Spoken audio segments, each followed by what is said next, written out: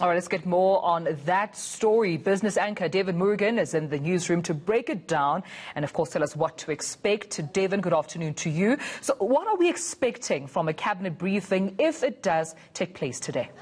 Tamela, good morning. Well, essentially, how and what government's comprehensive economic intervention will look like. Now, we know that the President met virtually with business and labour. That was on Friday to discuss the intervention, which will chiefly be aimed at mitigating the serious impact of the lockdown and the fact that it's having that impact on economic growth and jobs. We know that the economic forecast as far as growth is concerned for this country is now sitting around about 6% in the negative. There's an expectation that sectors targeted will include those hardest hit, Tamela, by the lockdown, perhaps offering them assistance in the form of loans offered by commercial banks, which would come with loan guarantees from Treasury. So, looking at those sectors that employ many of these people that were not regarded as essential workers but may find themselves out of jobs if their businesses do not thrive after this is chief of their concerns. And we probably will get some insight on what that economic package would look like.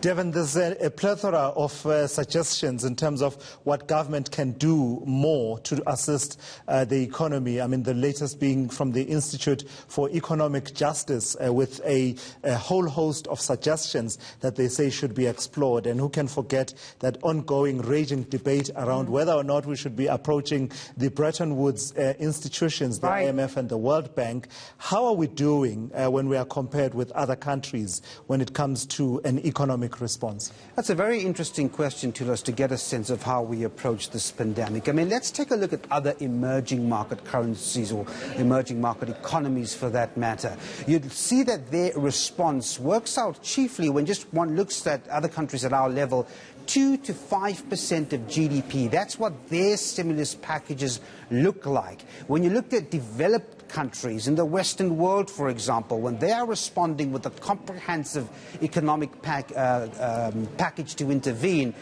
their package looks like something between 12 and 15% of GDP.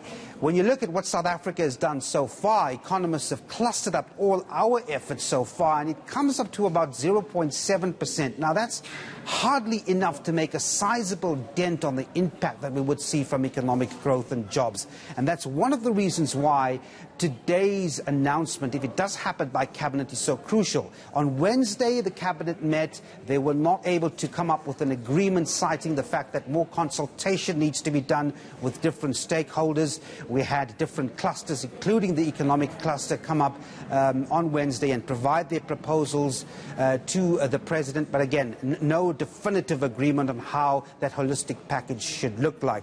All of this at a time when the President released his weekly note this morning, and he says that, look, things like provisions on the welfare grant front, that will increase, but by how much and to what extent we don't know. He also paid specific attention to what's happening on the ground to us. We have food parcels being delivered, there are protests, there are fights starting to emerge. We do not want that social instability, and he made a point of pointing out that anyone found doing any misdemeanor, anything untoward when it comes to the dishing out of those food parcels, they will face consequences and punishment. But how do you stop that when the situation is so desperate? Hence, any package announced today on the social front will have to inform how we get people on the ground to ease their economic burden that's a result of this lockdown. All right, Devin, thank you.